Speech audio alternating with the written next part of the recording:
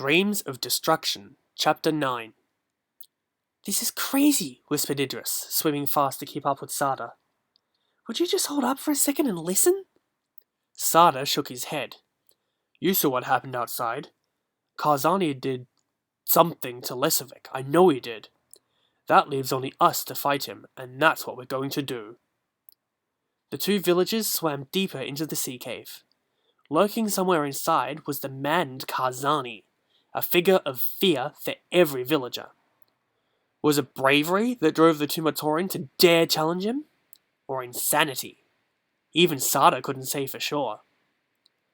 "Now remember the plan," said Sarda.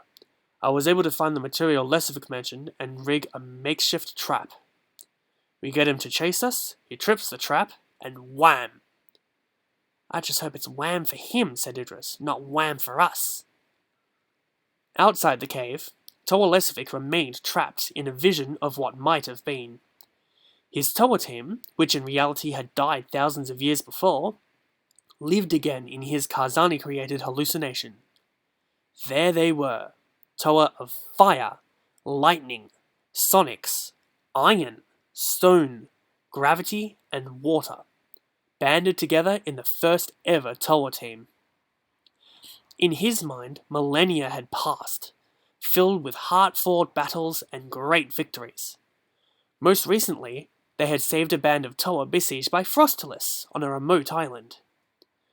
A novice Toa, Likan, had shown such bravery in the fight that Lesovikk was considering recruiting him.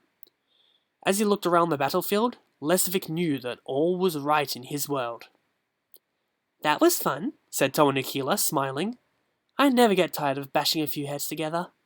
Hey, some of the guys were suggesting we patrol that Zyglak hunting ground next week. What do you think?" "Sure, Lesovikk began, and then stopped. Something she had said had suddenly triggered a flash of memory. In it, Nikila and the others were dead, killed by the acid cloud they had defeated so long ago. But wait, that wasn't right. They weren't dead. They were alive. Weren't they? And they weren't killed by an acid cloud." "Zyglak," the Toa of Air said abruptly. "You were killed by Zyglak." "What?" asked Nikila. "Those losers kill me? Not on their best day." But Lesovikk could see it all now, as clearly as he saw Nikila's armor, her trident, and her mask of possibilities. They had been in a battle long ago, but not with an acid cloud, with a horde of Zyglak. He had seen them coming, but hadn't acted fast enough, and his teammates died. They all died. He looked at Nikila. She was fading, breaking apart, like the trick of the mind she had been all along. She pleaded with him to help her, but he forced himself to close his eyes and turn away. He had lost his chance to help her, or any of the others, long ago. When he opened his eyes again, he was back in the pit.